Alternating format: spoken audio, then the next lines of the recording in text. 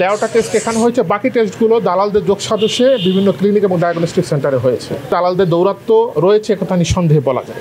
সমন্বিত জেলা কার্যালয় পিরিজপুর হতে আজকে এনফোর্সমেন্ট অভিযান পরিচালনা করা হয় নাজিরপুর উপজেলা স্বাস্থ্য কেন্দ্রে।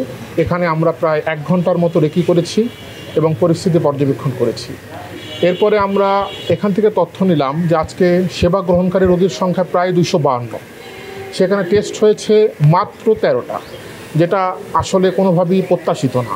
অর্থাৎ ওনাদের বক্তব্য অনুযায়ী, ডাক্তারদের বক্তব্য অনুযায়ী মোটামুটি এখানে 252 জন রোগীর বিপরীতে 30 থেকে 50টা টেস্ট এখানে লেখা হয়েছে, প্রেসক্রাইব করা হয়েছে। অর্থাৎ বসুন্ধরা টিস্যু, অশুদ্ধতার বিরুদ্ধে এক বিন্দুও ছাড় নয়।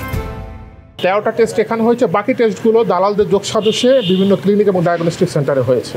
অর্থাৎ এখানে দালালদের দৌরাত্ম্য রয়েছে একথা নিঃসন্দেহে বলা যায়।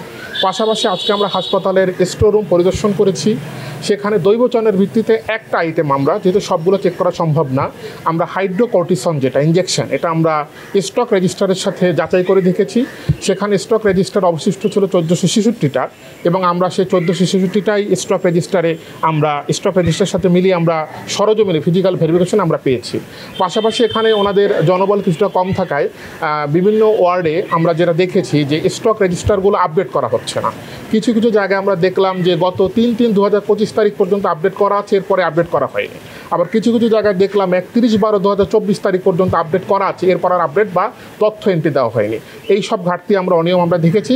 পরবর্তীতে কমিশনের নির্দেশনা মোতাবেক আমরা প্রয়োজনীয় ব্যবস্থা গ্রহণ করব।